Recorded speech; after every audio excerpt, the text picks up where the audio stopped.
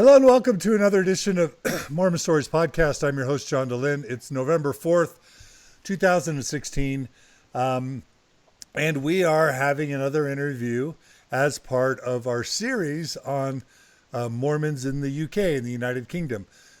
And this is a really cool interview for a number of reasons. It's one I've wanted to do for quite some time. The interview is with Stephen Bloor.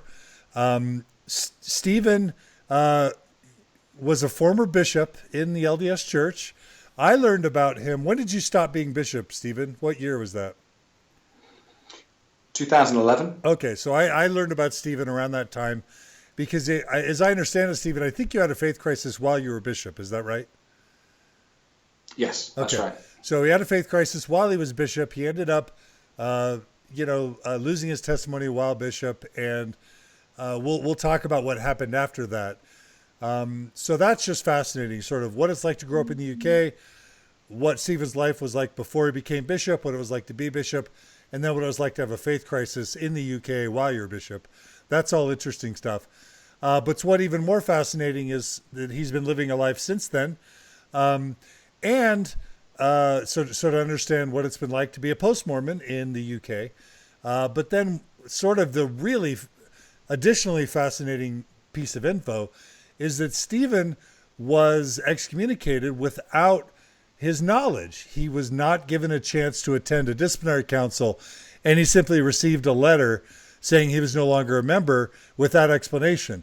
And so all that's been sort of happening recently, and so it's sort of breaking news because Stephen is, in real time dealing with the fact that he's been excommunicated in total violation of the church's own policies regarding how to handle church discipline and disciplinary councils. So Stephen Bloor, welcome to Mormon Stories. Hi, John. Good to speak with you at last. Okay, so let's just start. Tell us a bit about your history, your upbringing in the church in the UK. Well, I was born not in the covenant as such, because my parents hadn't actually got sealed in the temple when I was born, but they'd got baptized and they were married. I was born about a year later. They went to the temple. Must have been about 4 years of age. We all got sealed together in the London temple. So that was quite a scary thing for me at the time as a 4-year-old when I was called into the sealing room. But yeah, I was born in the church, but actually sealed to my parents later. Okay.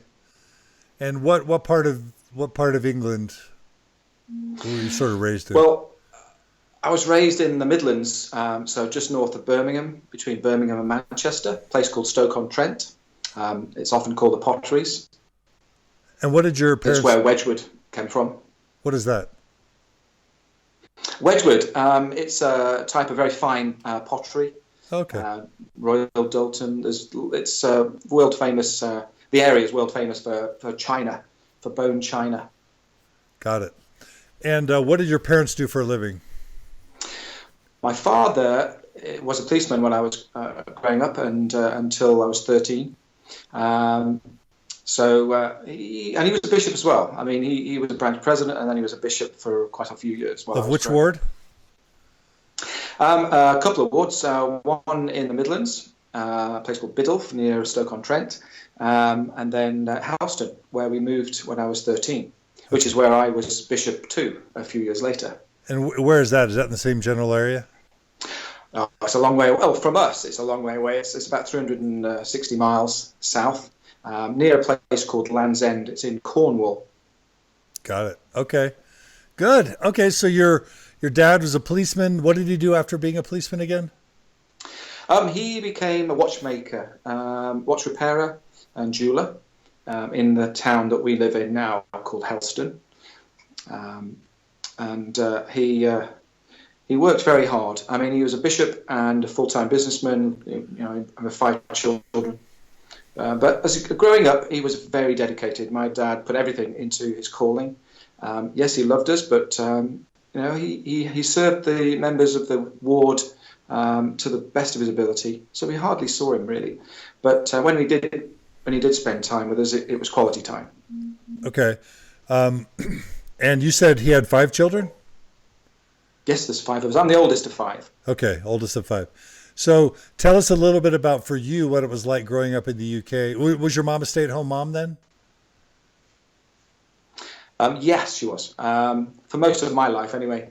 As I left home to go on a mission, my father opened a shop, and then she became a shop with him.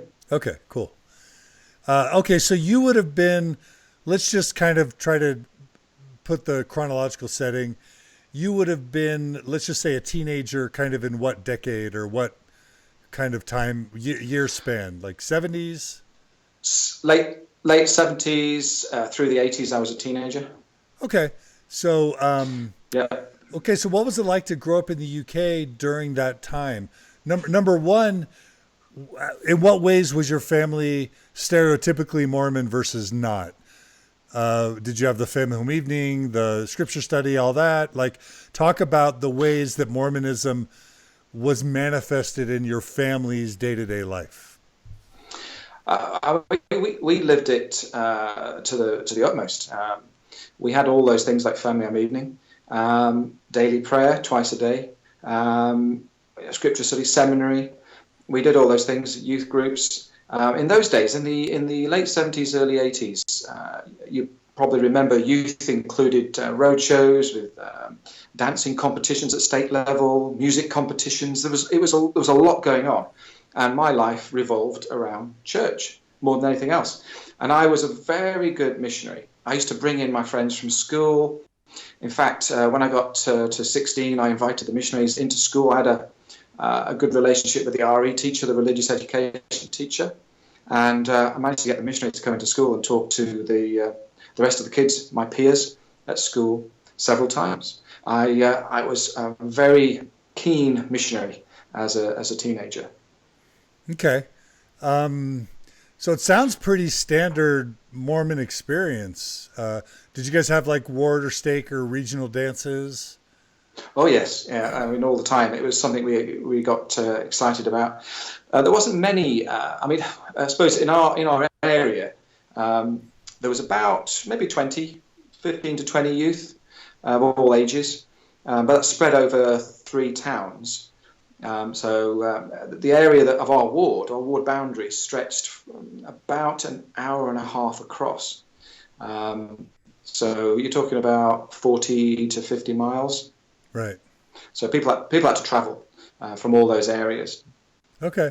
But we were willing to do it, you know. And our stake centre was an hour and a half away from our ward. It's almost like the more challenging it is, the more compelling it is to people. They kind of like that sacrifice. That commitment sometimes actually makes the level of commitment makes people more engaged. Would you say that's true? Oh, yeah, absolutely. We were very dedicated members, totally committed members. Really quick, name the top 5 songs that you like to dance to at your stake dances. I can't remember. Can't remember? Honestly. No. Okay. It's a long groups? time ago. And name some of the groups that were the most popular. Michael Jackson. Michael Jackson was very popular in the early 80s. Okay. All right. Just I had to ask. Always have to ask. Okay. So in terms of your life, your spiritual life growing up, did you feel like you always had a testimony? Did you ever make mistakes that really tormented you? Did you pray and get some answer that the church was true? Did you ever wind up in the bishop's office for mistakes you had made? Talk about your spiritual life prior to your mission, if you served a mission. Yeah, I did. Being a bishop's son puts a bit of pressure on a person. So I always felt like I had to be at my best all the time. My dad was a very good Mormon father in the sense that he set me goals. One day you're going to be a missionary. One day you're going to get a blazer banner, and you're going to graduate from seminary. All these, and I always wanted to please my father and my mother. I never wanted to upset them. I never wanted to make them worried about my behavior. My best way of rebelling, and I was a little bit odd in that I played classical music to annoy them. So I played Beethoven's Fifth first thing in the morning. And they thought that was hilarious because they hated classical music. But that was my way of rebelling. I was 100% dedicated to the church, and I wouldn't want to offend them or upset them.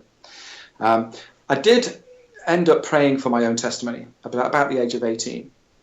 I got on my knees and started to pray and ask my Heavenly Father if the church was true, but I stopped. I couldn't carry on the first time I tried to get a testimony because I felt like I'd be doubting my parents, and that's the last thing I wanted to do. It took me about 2 weeks before I realized, actually, I've got to do this for myself and not just blindly follow my parents. So at about 18, I had a warm, overwhelming feeling, like most people do, this burning in the bosom. And that was it. I was 100% dedicated and prepared to serve a mission. Because I didn't want to serve a mission without my own testimony. And was it just is it like praying after you read the Book of Mormon and praying to know if the church was true, sort of Moroni's promise? Yeah, I mean, I prayed to actually, are you there? Heavenly Father, are you there? Let me know. Is the Book of Mormon true? And if so, I want to know. And I stayed on my knees for 15 minutes before I felt an overwhelming feeling throughout my body that this was true. And that was it. Nice. I was prepared. So no trouble with the bishop or anything growing up or anything like that? It's difficult, when you're nothing serious. The hardest thing is going to talk to your dad when he's the bishop. Oh, your dad was the bishop when you were a teenager? Yeah. Okay. Yeah. So, but nothing serious, no. Okay. So where'd you serve your mission? I went to England, Manchester, which I was excited about. It was the big city. I'd come from a small town in Cornwall, a rural town. So going to the city was exciting and a big thing for me. Lots of firsts in my life. Okay. Any super important experiences on your mission that you want to share? I had a tough time with companions. I think some of us do. I was 100% dedicated to the rules. I was a book missionary. I had to follow the rules 100%. And some missionaries were less committed to those rules, and that caused me a lot of consternation. We had a lot of those one-to-one talks, heart-to-hearts. But I learned some big lessons about how to deal with people, and it was a character defining experience, and I wouldn't be the same sort of person I am today. Okay. Did you have some important success or baptisms or? One of the most momentous occasions was I baptized about 26 people. One of the most momentous occasions was this particular couple in Stockport, who I spent 6 months teaching, and they wouldn't respond to the commitment pattern to get baptized. They wouldn't commit. And since I knew them the most and for the longest, I was challenged by my companion to do this commitment pattern. But I was very quiet and shy. But I went to the Lord, as I saw it at the time, got on my knees, and I felt an overwhelming feeling to commit to fast as long as it took for these people to commit to baptism. Now that's a bit, looking back now, that was a bit silly. But I committed it because I knew if I didn't do that, something extraordinary, I wouldn't keep my end of the bargain and actually commit them. So I went down to their house and I backed off out of fear. I was a junior companion. I wasn't that experienced in the mission field, only been about 6 months at this time. And we walked out the house without me trying to commit them to baptism. And as I was walking away, I'd been fasting for a day, and I was tired and exhausted. It was late at night, and I felt like I had this voice in my ear saying, turn around and go and commit them. So I went back and I said, look, I've had this experience. The Holy Ghost has told me, you need to join the church. And they said, okay, we'll let you know tomorrow. So I had another few hours without food, and I phoned them up and they said, yes, we'll join the church. But actually, they only came the once. They got baptized for me because they loved me, and they never came back to church ever again, which was sad. But looking back now, I'm actually quite glad. I don't think there's any, well, there's two people stayed faithful in the church after I baptized them. 2 of the 25 or whatever. Mm. Okay. So what happened when you came home from your mission? I went to college, podiatry school, to study as a podiatrist. And again, I was super dedicated. One of the things that I felt was helpful was, having served a mission, I became more disciplined to studying. And I have to say that the fact that I served a mission did help me in my school studying. It did help you. It did help you. Absolutely, yeah. Just the fact that you had to study for 2 hours to scriptures every day meant that I was a better student, I felt. So I had top marks all the way through and managed to succeed without any problems. Without what? Sorry, you broke up for a second. All right, without any problems. If you, I wasn't pass-fail borderline. I managed to get through my college exams without any problems. Nice. And actually, I felt that the Lord was blessing me because of my service as a missionary at the time. Okay, so you passed through school. Did you get married? Yeah, married at 28. After you finished podiatry school? Yeah. Okay. Yeah.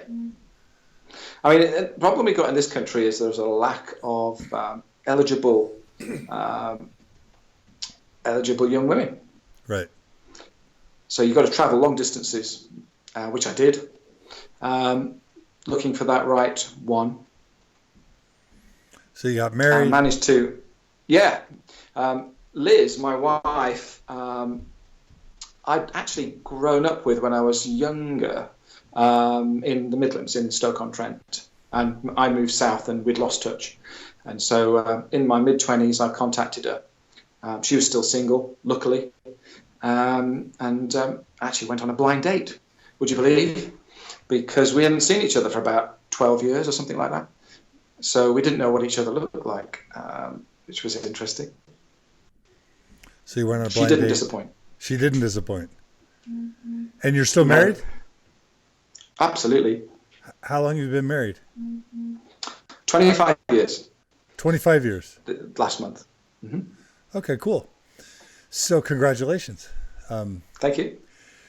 Okay, so how many kids did you guys have? We have 4. 4 kids. And is there anything, let's just say, for the sake of time, tell us any important stories or developments between getting married and you becoming bishop that you think would be important parts of your story to tell. Well, I worked in Harrogate in Yorkshire. Liz and I moved up to Harrogate. Interesting. I was working in Plymouth, which is in the southwest. That's actually where the stake centre is as well. Devon and Cornwall, 2 counties in one stake. And I was there. I was on the Stake High Council from the age of 21. And I was working with the young men in the State Young Men's Presidency. I worked in that area in my job as a podiatrist. And I actually was dating a girl in Yorkshire. I went up to Harrogate in North Yorkshire and had a feeling that I needed to be in Harrogate. I don't think, well, it might have had something to do with this girl. I I wasn't dating Liz at the time, my wife now. This was before that. And I had this overwhelming feeling that I needed to leave my job and move north. So I resigned and went north, and I managed to get a job in Nuffield Hospital. It's a big private hospital group in the UK. I was the first ever podiatrist full-time in a private hospital in the UK. And I felt that God had a hand in that at the time. Just that, I was putting myself forward. Nobody had ever actually asked, and I was the first. So I managed to get in and start my career with the private hospital. Okay. So that was quite momentous. And within a month in Yorkshire, went to a New Year's dance for young single adults, and guess who happened to be there? My wife, Liz. So that was interesting. Nice. Okay. Tell us any other stories that you think are important to your narrative, leading up to your time as bishop, that you think, and there doesn't have to be anything. Just no. Harrogate is a big ward. At the time we were there were about 330 active. Now, for the UK, that's enormous. We had 60 young people, youth, young men and young women from between the age of 12 and 18. The biggest youth group in any ward in the whole of Europe at the time. And I was delighted to be a youth leader. Most of my time in the church was spent with the young people. And I loved it, absolutely loved it. I was called for a while on the bishopric of that ward in Harrogate, so I spent about 2 years as a member of the bishopric. Okay, cool. Which was an interesting that side of leadership. So that sort of helped prepare me, I think, to be bishop. Okay. We had a lot of American families there. There was an American base at the time called Menwith Hill, which is a communications base, listening base for the US and British. And so there was that was one of the reasons that the ward was so large, was because of the American contingent. So that was great because it gave us a new perspective on the church. So up until then, we'd only been in British wards with British people, and this was at least 60% American. So you got a new perspective on how the church is run in the States, but in Britain. And that was exciting as a British member. Got it. Okay. So you were called as bishop at what age? So yeah, we moved south. Now, interesting. Now, okay, this is an interesting story. I came on holiday to Cornwall. We used to come down twice a year to see my parents and my family to Cornwall. And it's a beach resort. There's lots of wonderful fishing coves, beautiful part of the country. A lot of people come on holiday here. So we were blessed that our family lived there. So we'd go down on holiday. And I always wanted to move back to Cornwall. My roots are there. That's where I felt secure. And not only that, it's beautiful.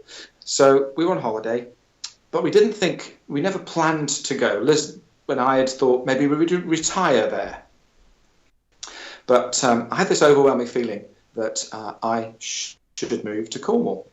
Now, at the time, one of the ward where we were, Helston Ward, had a bishop who was ex-services, very strict, disciplinarian, lovely fellow, but his very business-like approach to church leadership did upset a few people. And I felt sorry for the friends that I'd grown up with that were feeling a little bit pushed around by this disciplinarian. He was only doing his best, and his particular style of leadership grated on a few people's personalities. So I felt sorry for them. Now, I think it's the subconscious mind, but I wanted to move to Cornwall to help these members in whatever capacity. I actually thought that maybe they needed me as their bishop. Now, that's a little bit arrogant, and at the time I wouldn't admit it, but I think subconsciously that's what I wanted to do. So I made plans to sell my business, sell it. I mean, I prayed about it, and every time I prayed, I had Stephen, overwhelming feeling. You broke up for just Yep. a second. I'm going to turn off my camera because we're getting a little bit of audio interference. So don't be annoyed that my camera disappears. And I'm going to just have you repeat. I heard you up to the point of you saying that you kind of felt an impression that maybe you should be the bishop. So back up and tell Okay. that story. And I'll turn my camera on when it makes sense. So don't worry if you don't see me. Okay, so we were on holiday when I had this overwhelming feeling that I needed to move to Helston in Cornwall, to move south. And I prayed about it. And again, this overwhelming feeling, I fasted about it. I mean, it didn't make sense from a professional point of view because I had a business. I'd this time moved out of the private hospital and got my own business as a self-employed clinician with secretarial staff, and the business was booming. But I felt God was calling me south to help the members of my home ward. So having prayed about it, having this good feeling in my heart, I sold the business and sold our house, and we moved south. So we moved to Cornwall, and I made sure that the stake president knew I was moving. So just in case the Lord had some plan for me. So we established ourselves in Helston. Within 4 months, I was called as the bishop. And what year would this have been? So this was 2004. Okay. So this was 12 years ago, basically. Yeah, so that's right. So it was March 2004. It was a year before I started Mormon Stories. Okay. So, so talk about how you started to have a faith crisis. Well, if there's any bishop story you want to tell before your faith crisis started, but then once you do that, let's talk about how your faith crisis started to develop as a bishop. Okay. Now, as a bishop, I was 100% dedicated to serving the Lord and His children in my ward. I had actually changed my attitude towards rules. I wasn't a yes man anymore. I had some experiences at college which had made me think more about rules, so that I looked for the meaning behind rules, the spirit of the law instead of the letter of the law. And the first thing I did was write to the stake president and question the fact that we were having our sacrament service at the end of the 3-hour block. When you've got children in the ward who are restless, having been in primary and Sunday school and so on for 2 hours, and now they just wanted to move around. And so sacrament meetings were quite noisy. I felt that sacrament should have been first as the most important meeting of the day. So I wrote to that makes sense. Stake president about. Yeah, I wrote to the stake president about that. I included several things because I wanted to make sure at least one of those things got passed. Another thing was that the youth group was on a Friday night when most kids go out with their friends locally in the community, and not many were coming to the church youth group because they had a choice. Friends from school who are not members, or the local church youth group. I didn't think this was right to give them that choice. Let's make it on a different night so they could do both, and at least we'd be getting the youth to come to youth group. So that was another thing. Anyway, I put 2 or 3 things together and sent a letter, and they actually came back to me and said, well, yeah, you'll be the only ward in the whole of the stake that has your sacrament meeting first, but we'll see how it goes. So it was a little bit different in my approach. I wanted to think about what we were doing.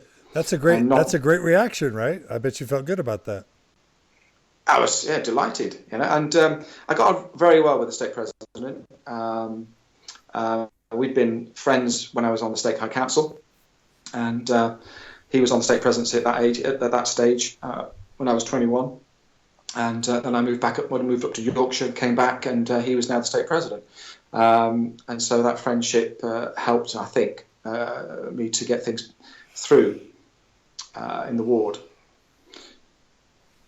Cool. Okay, so you were sort of you thought outside the box. You were willing to, ask for things you needed. You were even willing to shake things up a bit because you wanted to do a good job, and you had a stake Yeah, president who was a friend that could be a good support to you. absolutely. My focus was on the people. I focused on compassion. Most of the time I was bishop, I would emphasize Christ-like compassion. A lot of the ward members were struggling with depression and various other mental health issues. And I felt that one of the best ways of overcoming those problems was to focus on other people and to have compassion for other people, to empathize with others, and to basically take your mind off yourself and serve other people. And that was the best way of helping them, I felt, at the time.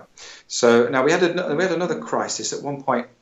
One of the smaller branches in the area was joined with us.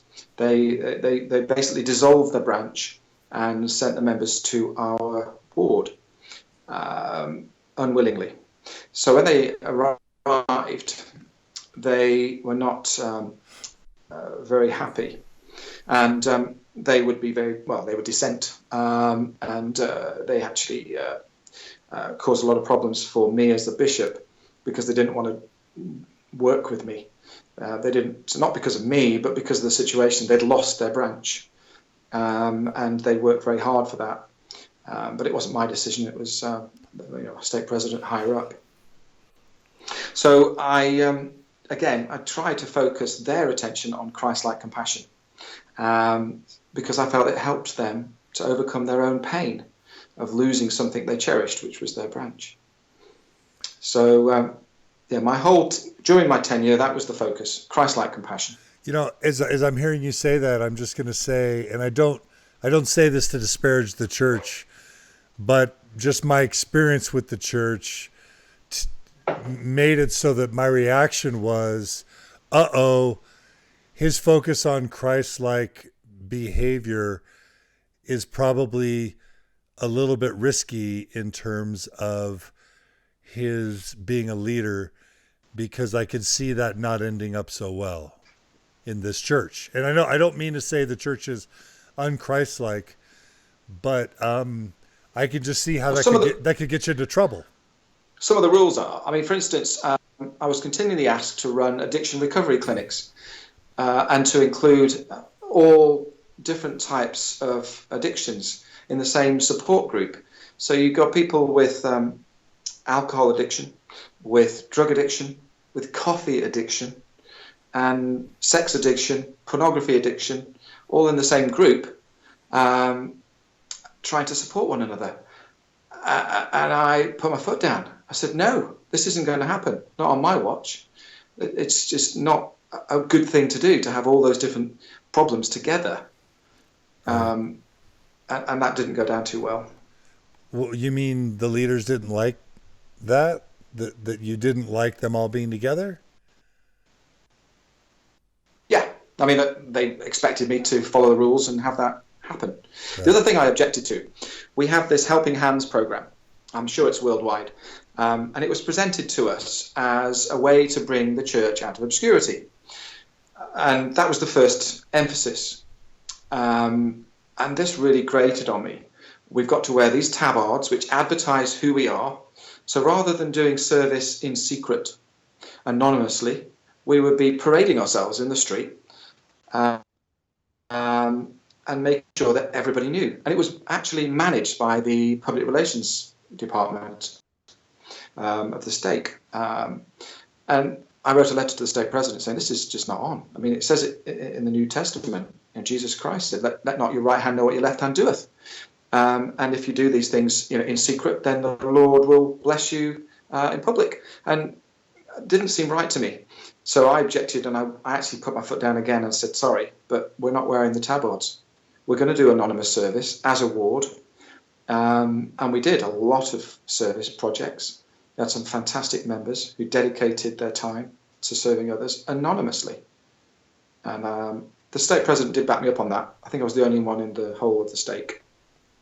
I could just kind of see that over time you may have been perceived as a bit of a troublemaker.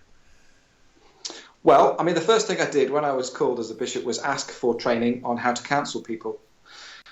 And in the bishops, you have the bishops meeting, the welfare meeting and so on. All the other bishops looked at me and said, "What? You want training in how to counsel people? You just need to follow the Spirit." I said, "But I've got people coming to me with marriage problems, addiction problems, all sorts of mental health issues.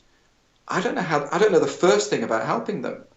And what's wrong with having professional guidance on counseling techniques?" So the stake president did back up on that. He said, "Yeah, we need some training." So we got an hour. We got an hour's training. That's awesome. That's a great story. Okay. So what caused your faith crisis? What happened? Well, my brother had a faith crisis.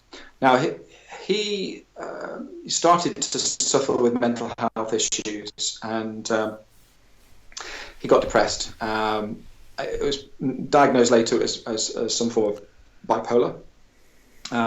But it meant that he struggled with panic attacks as he was giving talks. He was on the Stake High Council. He had some very important callings in the church. And the pressures that he were under from his mental health issues meant that he couldn't fulfill those callings. So he became inactive. And the stake president was very compassionate and said, "Well, let's give him some time. Let's not put any pressure on him. We don't want to make him feel guilty or expect too much of him when he's suffering with these mental health issues." So he had time away from the church. During that time, was this the same stake or different stake? Same stake. Okay. And during that time, my brother started to do some research in his spare time. He had a lot of spare time about the church, and all of a sudden he became aware of some of the historical problems with Joseph Smith and the origins of the church. And him and his wife basically stopped coming. Do you have a sense for what year this was? Approximately what year? This was about 3 or 4 years before I had my faith crisis. Oh, okay. And so initially we thought it was just his mental health issues, but actually it was his faith crisis basically. So that went by, and he was released from his callings eventually. I then became aware that he was now drinking alcohol. In fact, drinking wine in front of my children in their house, and swearing in front of our children. So, and also worse actually was the fact that we had a new member who had just joined the church and had some addiction problems, alcohol or drug addiction. And for the first time in her life, I thought that she was finding happiness in the Mormon church.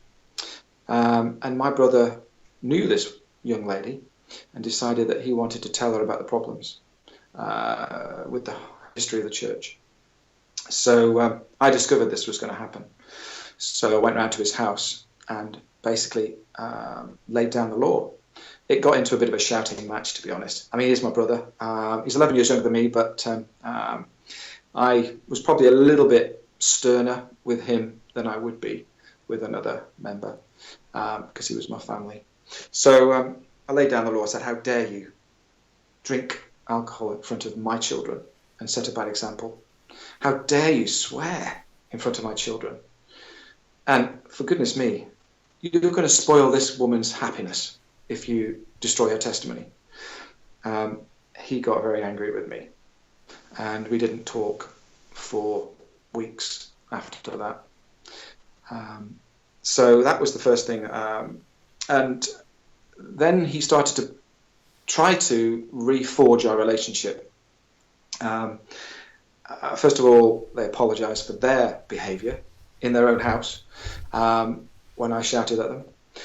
And eventually we got to become friends again and would talk.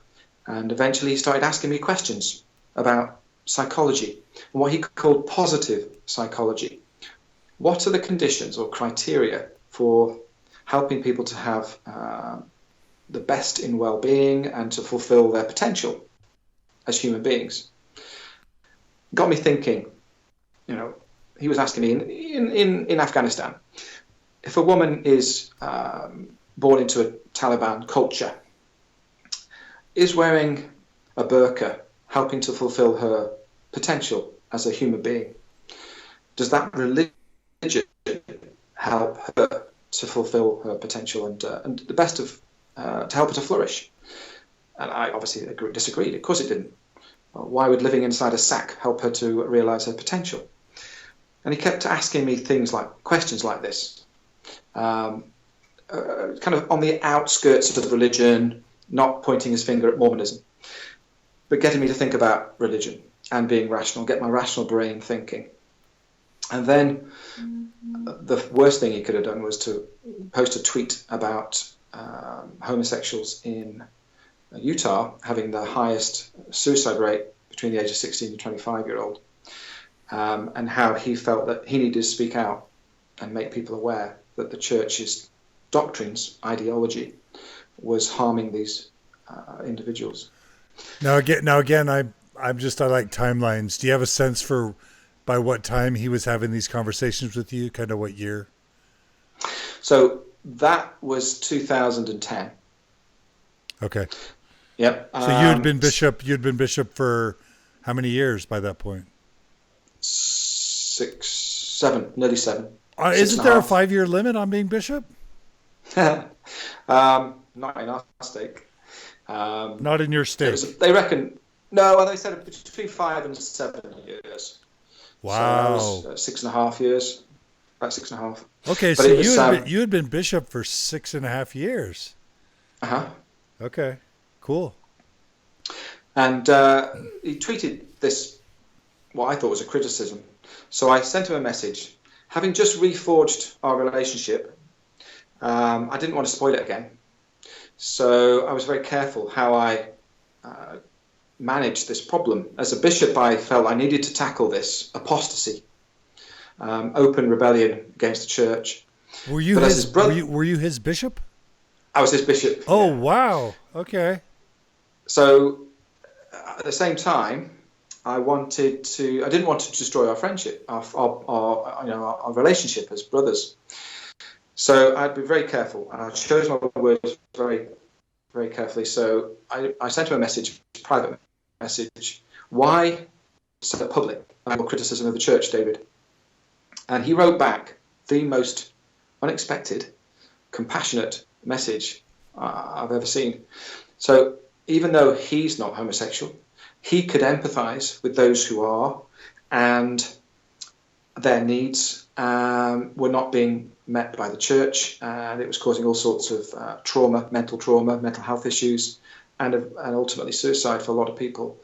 And he wanted to reach out to them with his compassion. And that touched me so much that I started to question my own testimony.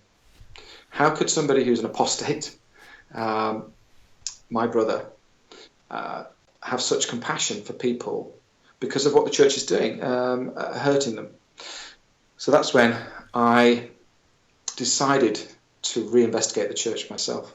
Did you get a sense, was he listening to podcasts? Was he reading Mormon internet websites or blogs? Did you get a sense for his source of information that was sort of informing and inspiring him to say and do what he was doing? To be honest, I don't know where. I know he got books, a lot of books. He bought quite a few books, Quinn's books and so on. I'm not sure what site. He wasn't on any forums. He wasn't on any of the Facebook forums at the time. But it was internet that made him aware. But I'm not sure exactly what sources. Now, just to go back, I was just curious. That's fine. That's right. Just to go back a bit in time, 2 years previously, and this kind of sets the background really of what I did next. 2 years previously, my wife had discovered that a friend of hers, who used to be a branch president in Scotland, had left the church and had written a blog. The church is true, the church is not true, comparing doctrines of the church over the years with scriptures and so on, and highlighting some of the problems, polygamy, Joseph Smith, and those historical issues.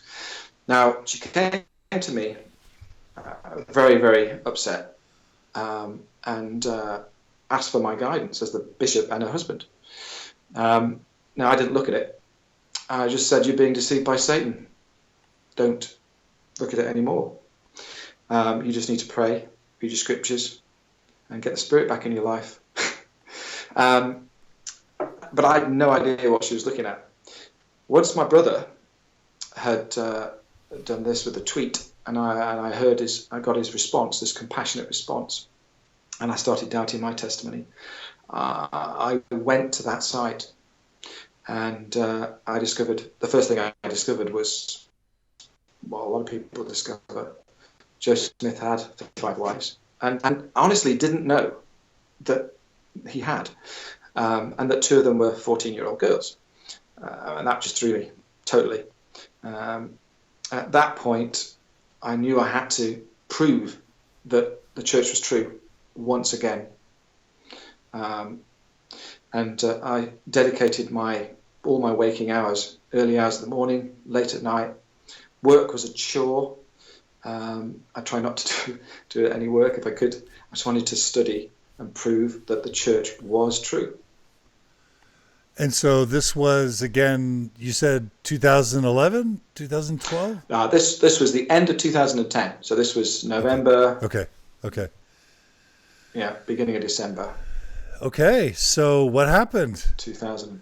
You start trying to prove the church is true. I discovered you. I discovered Stay LDS and a Mormon Think.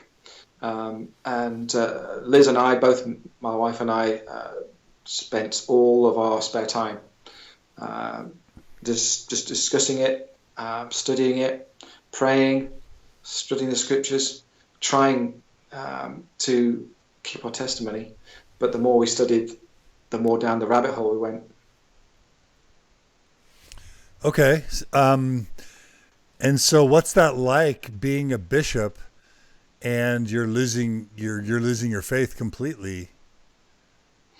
It's like being in a living nightmare, to be honest. Yeah. So you're going to church. It was tithing settlement time. It's December. I'm having to interview people, conduct meetings, and I'm doubting my own testimony. And I felt like the rug's being pulled up from underneath me. In fact, it felt like I was dying. I had this empty feeling inside, this hollow, empty, painful experience. It felt like my heart was being ripped out of my chest. And I was brokenhearted, basically. And it felt like I was dying, basically. It was like a death in the family, and it was me. I'm so sorry. Well, I mean, a lot of people go through it. And, it's like, I mean, I look back now and it's the best thing that ever happened. But at the time, you just want to be somewhere else, be someone else. This fantasy that you'd lived for 46 years, in my case, I wanted it to carry on. Everything I ever believed, all the decisions I'd ever made in my life had revolved around the church. And then you start to question everything. Every decision you ever made. Could I have made it differently without this fantasy, which I now discover is fictitious? So it was tough being bishop. I had to conduct, and it was over the Christmas period. We went to Liz's mum, and it was the hardest thing to not say anything. But we didn't want to spoil her Christmas. So we came back. I had to conduct the fast and testimony meeting. It was my turn. I couldn't delegate it. my counsellors would get suspicious. And I had to bear my testimony at the beginning of Fast and Testimony meeting in January 2011. I couldn't, in all honesty, be a hypocrite and say, I have a testimony of the gospel. So all I could say is I bore testimony of the compassion of humans, how humans can be compassionate, and try to promote that idea. That was hard. So what did you do after you had lost your testimony in 2011? How did you handle that as bishop? Did you talk to somebody? Did you not? What did you do? Yeah, I actually talked to a friend of mine, Neil Bray. That's Caris Bray's. Yeah, I love Neil and Caris. Yeah. Husband. Yeah. Yeah. Now he's an old friend, and I knew that he'd left the church, him and his wife, about 4 years earlier. So we had a conversation on the phone, and he says, "Steve, what are you going to do?" So I said, "Well, I can't stay." Well, he said, "If you do leave, you're going to lose all your friends." I said, "No, that won't happen. My friends are eternal friends. I've known them all my life. They will stay faithful no matter what." I had no idea that, no concept that I could lose friends because I didn't have the same beliefs anymore. So he warned me that I may have to make a sacrifice for all my friends in my social circle, but I didn't believe it. But I knew I had to do something. I couldn't be a hypocrite. Just the person I am.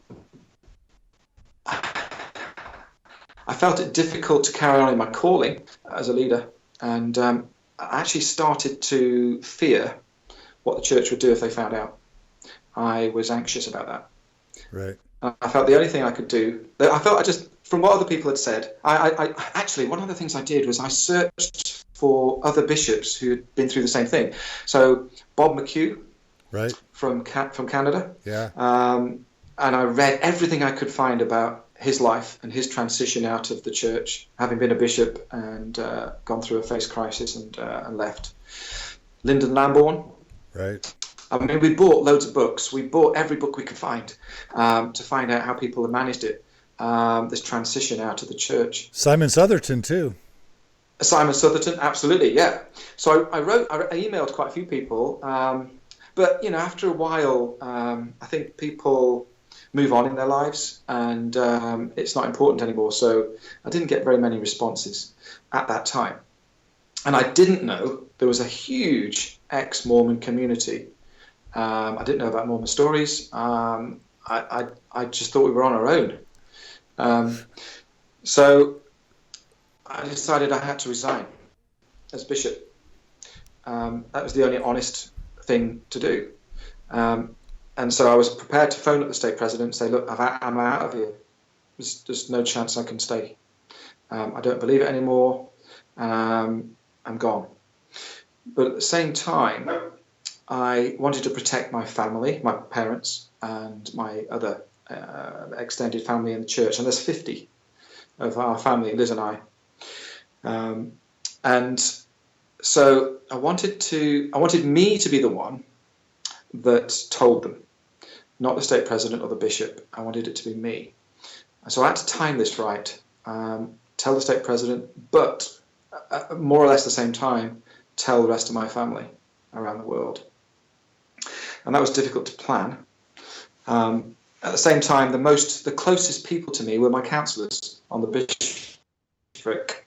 You work together for years, just helping and serving in your callings, and you get really close. These were the closest people in my life, apart from my wife. So I didn't want to hurt them either.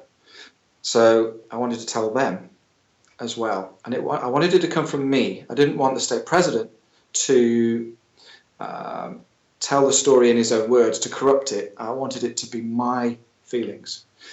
So I wrote a letter to my parents, I wrote a letter to my counsellors, and I had a meeting with them all just before the same day that I arranged to meet with the stake president.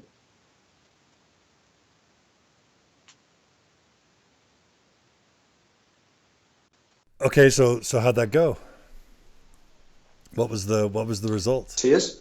Uh, Now, yeah, tears on everybody's part. I got my counsellors into an office and my office and explained to them, gave them each a letter explaining exactly why I was going to resign. And actually, before this, just to go back a bit, sorry, I had given a talk called "Compassion for Those Who Leave." I wanted to prepare the members so that, using the same principles that I used earlier with Christ-like compassion, helping to ease the pain of the members, I wanted to help them understand that the pain of leaving the church. Their loved ones, most of them had lost children, spouses who'd left the church, and I wanted them to understand what it was like to be the one leaving, and therefore have empathy, to have compassion, and not be judgmental towards them. And I felt that that would ease their own pain when I was lost, when I left, and I resigned, because I knew it would hurt everybody. right. The shock. So I gave that talk. Now, I made sure I gave that talk about a week before I actually resigned, and you've probably seen that. Yeah, I remember you on my eventually blog. posted that, right? Yeah. Yeah. And it went down. Wait, say that again. You broke up for a It was second. crying. Say that again.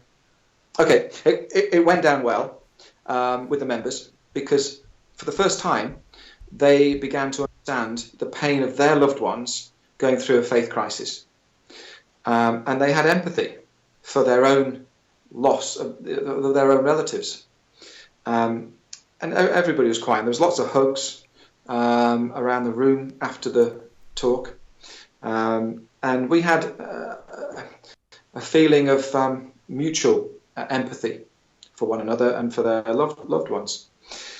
And the week after that is when I resigned As bishop. Yeah. Now, just another point to add. Just before I gave that talk, the evening on the Saturday night before I gave the talk, "Compassion for Those Who Leave," I got a panic attack. I phoned up my brother.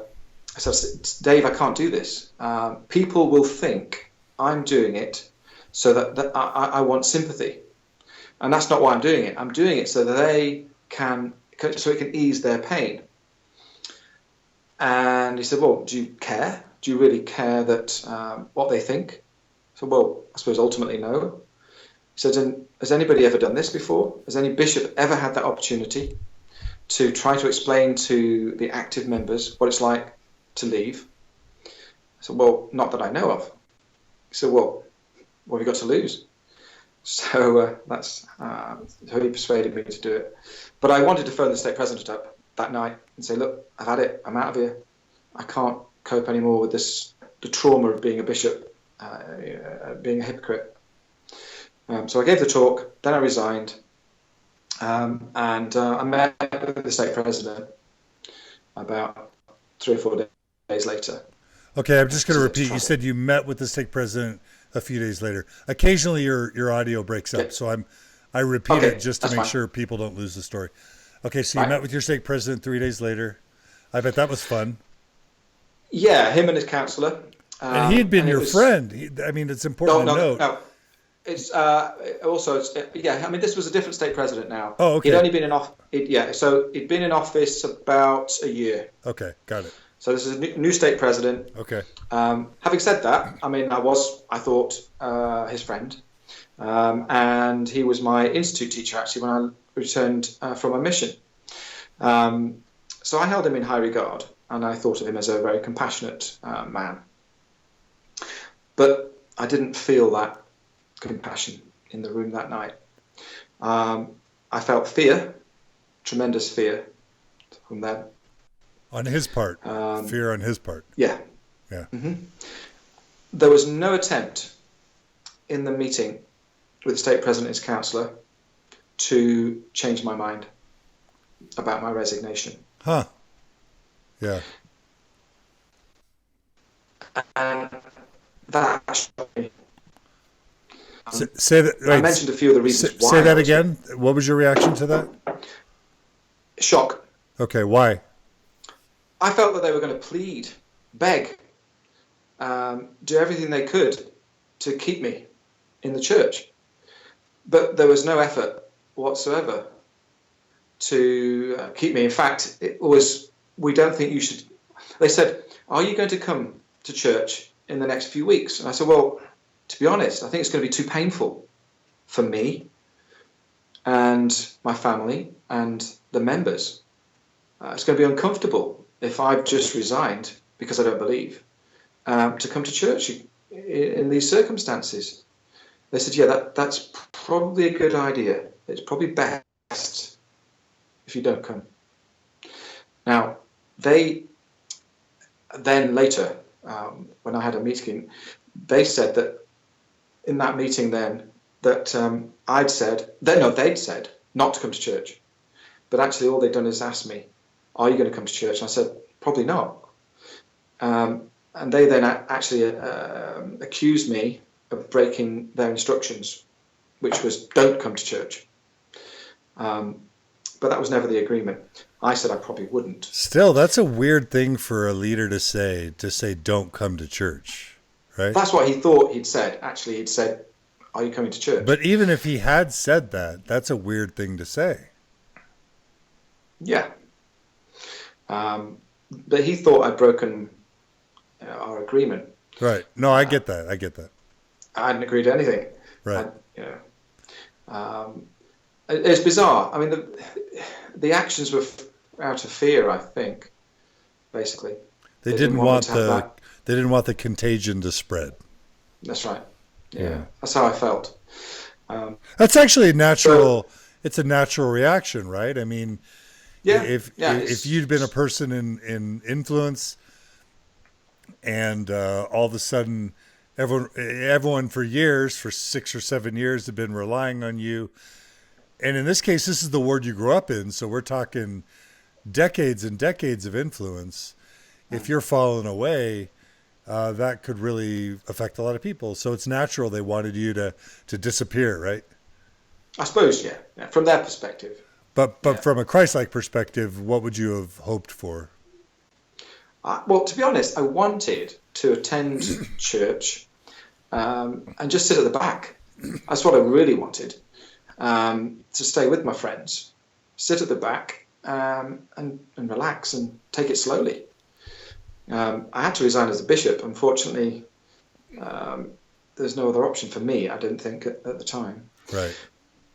But it's interesting because although I was told, I was encouraged not to come by them asking me what I was going to do. And then I did have a meeting. Oh, that's right. Yeah, I sent a letter the week after. I asked it to resign. So I gave my resignation. They said, well, we can't accept your resignation. I said, well, why? Well, because only the First Presidency can accept your resignation. And in fact, that doesn't happen. They release you when they decide. So they did nothing. Huh.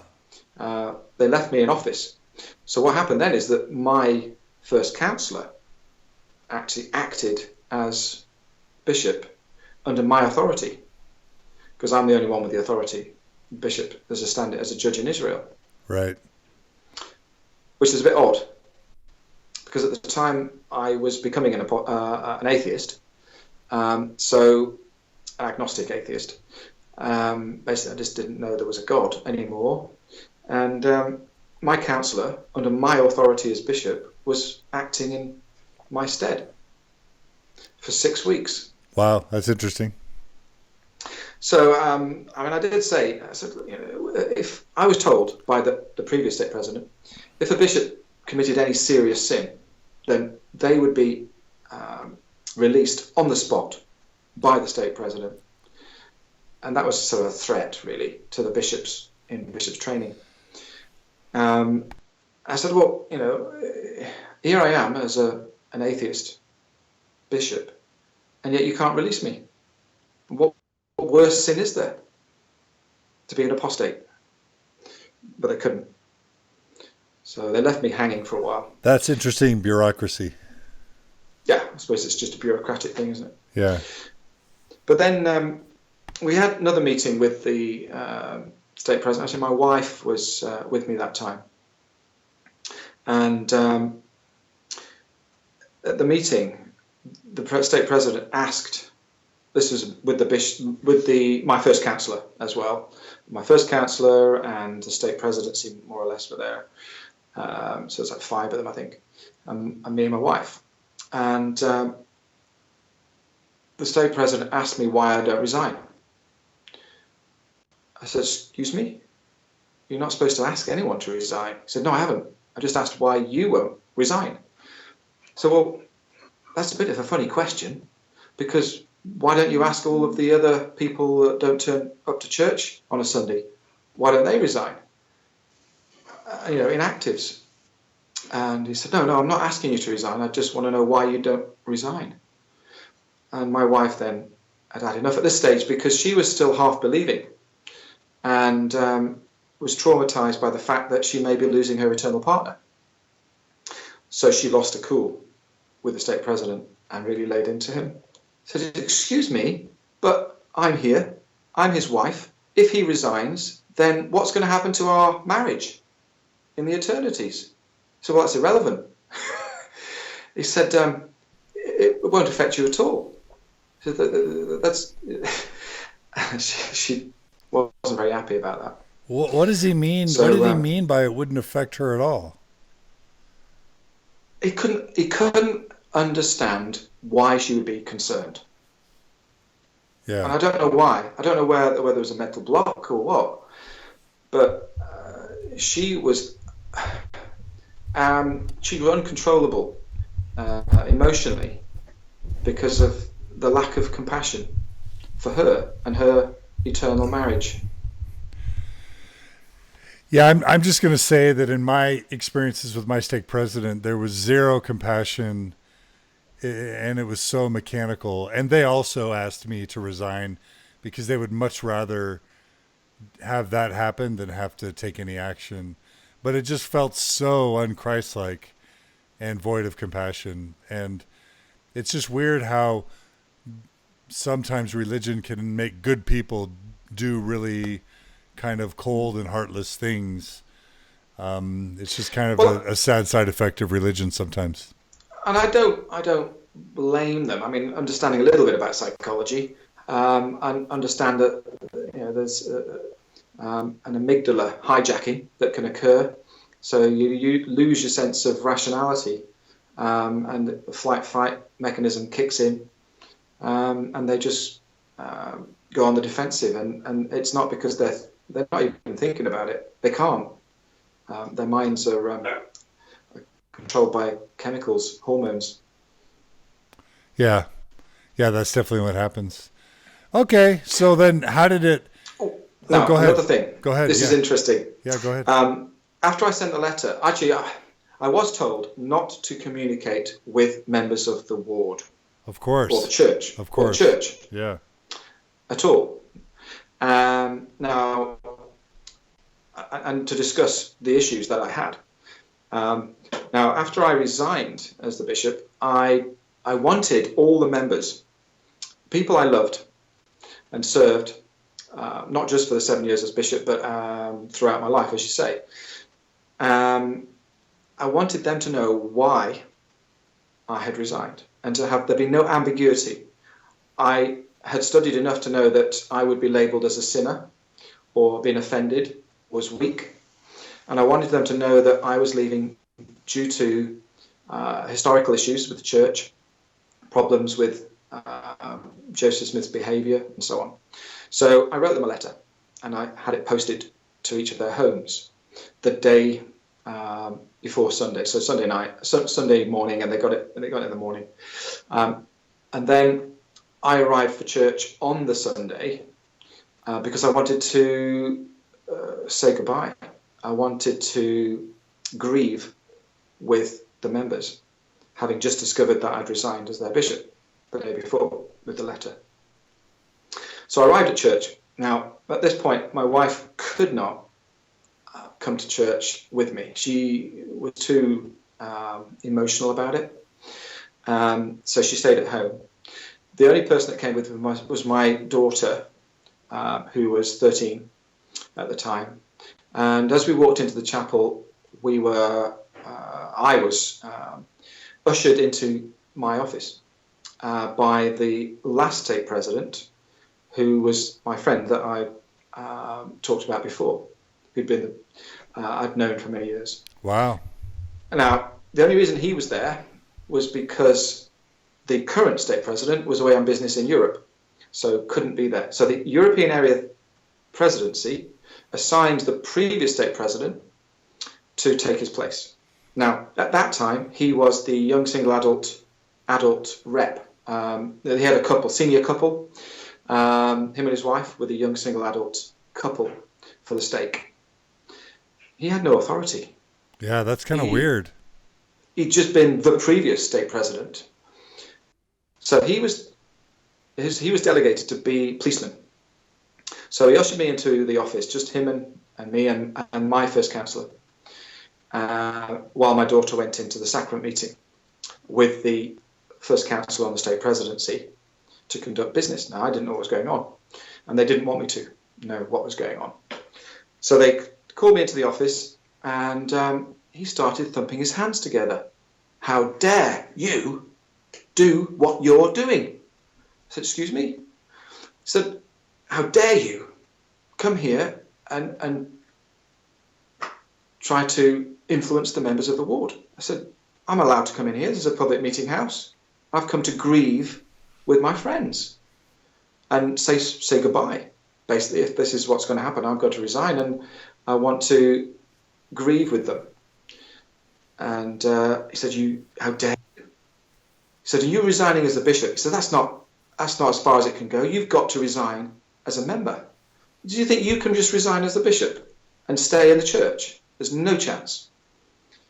So either you resign or you excommunicated. I said, I've never heard anything like it. He said, well, there's a higher law, you know, and the more responsibility you have, then the harder you fall. So I couldn't believe it. I just couldn't believe it from my friend. Now, so on the one hand, I'm feeling a lot of empathy for how hard this must have been for you. If I'm trying to be objective a little bit, which, you know, is probably feeling insulting to you, I could see from their point of view that your presence would be very disruptive and that it could lead to other people falling away. So yeah, I guess I could ask, on the one hand, you probably understand why they were upset, right? Yes. And two more questions.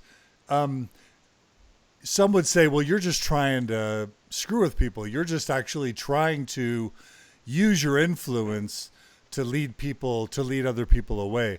What would you say in response to that accusation? That was not my motive. I knew it was going to hurt. I mean, right from the outset, knowing that I was going to resign, I wanted to ease the pain that the members would feel on my resignation. And I said, I didn't want there to be any ambiguity as to the reasons why I was leaving. That's why I wrote the letter. And to be honest, I didn't want to influence them to leave the church. I just wanted them to know why I was leaving the church. And I wanted to meet with them to share my love and feelings with them and to say, you know, it's been great, thank you. Actually, I wanted to thank them for the years of service that they'd given in leadership with me serving the members. That was my motive. Now, and friendship, I guess there's just an element of closure where you're just like, you want to say goodbye. And I think a lot of people would have assumed maybe you had committed adultery or committed some big sin, and you wanted to be able to say, this is why I love you. Thank you for everything. Goodbye. And, let's stay in touch. It's a reasonable thing. Yeah, that was my motive.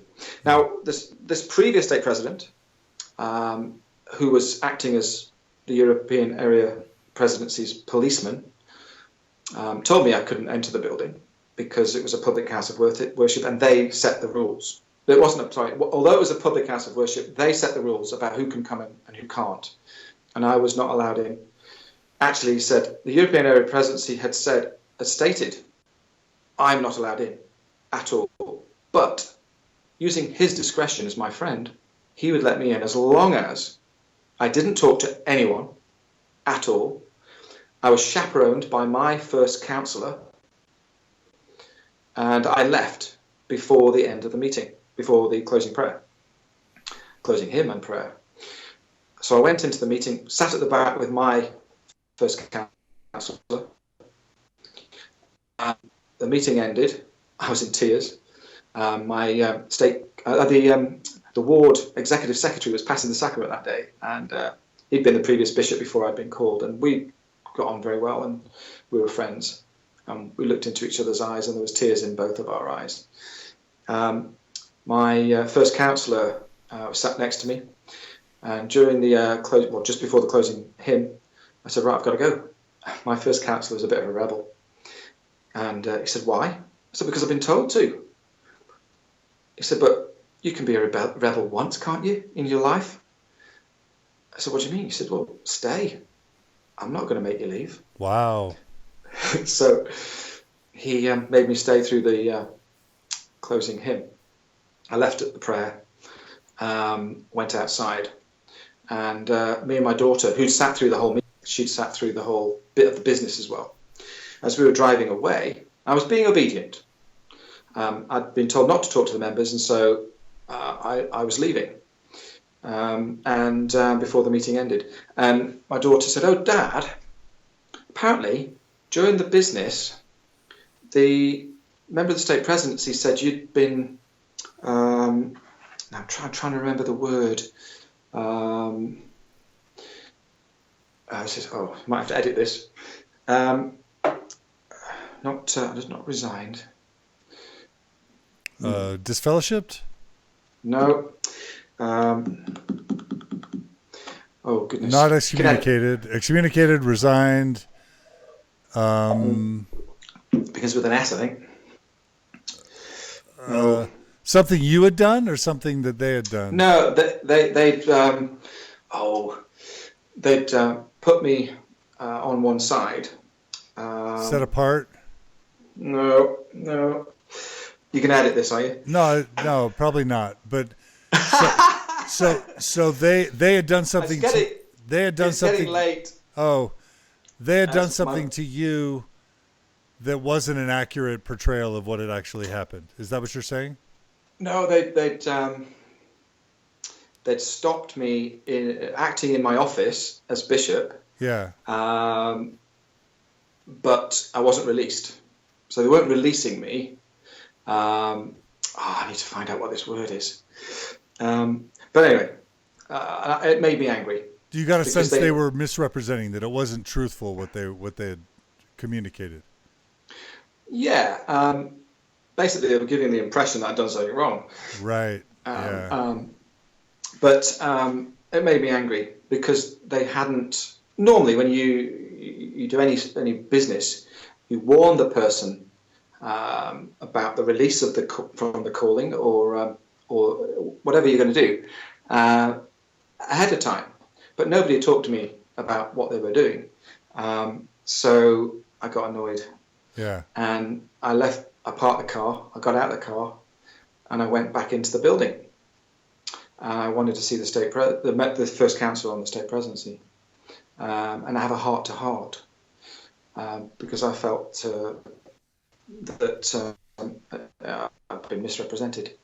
And my first counsellor was at the door, and he said, "I'll go and get the state president," but he took 20 minutes.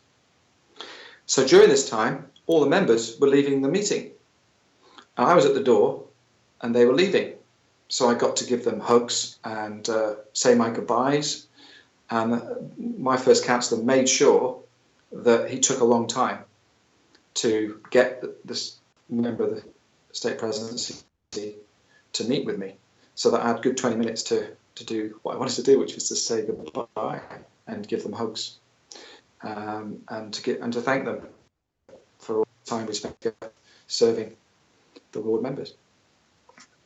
So that was an interesting experience. They had been notified in the meeting that you were no longer going to be bishop, right? No, the word. Oh, what is it? It wasn't released. Suspended. Suspended. That's the word. Okay. That's the word. Suspended. Sorry. Yeah. That's all right. Suspended. Now, it has connotations, doesn't it? Yeah. I've been suspended. Right. So they'd suspended me. You had resigned. But I'd already resigned. But they claimed you had been suspended. That's pretty underhanded. Yeah. So they claimed I was suspended, and that's what annoyed me. And they told the whole ward. Yeah, without me knowing. I wouldn't have known unless my daughter had been in the meeting. And so when they were coming out of sacrament meeting, was the sacrament meeting? Yes. When they were coming out of sacrament meeting, they had just been informed you had been suspended. Yes. Okay. Yeah. And so you were able to say your goodbyes. Yep. Okay. Yeah. I had an interesting experience with one of my friends. As I was walking out, he slapped me in the face twice and said, "You naughty boy." With anger? Slapped you with anger? Well, yeah. In front of everybody. He'd been a counsellor. Actually, he'd been one of my bishopric counsellors a few years earlier. And we were friends. So I suppose it was done in a sort of brotherly love type of way. But yeah, slapped me across the face twice, saying I was a naughty boy. This is a really dramatic. This is one of the most dramatic days ever in the history of a Mormon chapel, right? It was for that ward. So I got to say my goodbyes, give hugs, and express my gratitude. So I got what I wanted out of it. But boy, was I angry with that councillor on the stake presidency when I saw him. I said, "How dare you? How dare you suspend me without notice and without explaining to people?" But yeah, they went away with their tails between their legs. It hadn't actually worked out the way they planned. Why is that? It was going to. Why is that? Well, because I came back in. Yeah. I'd done what I was told. I left. But they didn't count on my daughter being there to find out what they'd done. Got it.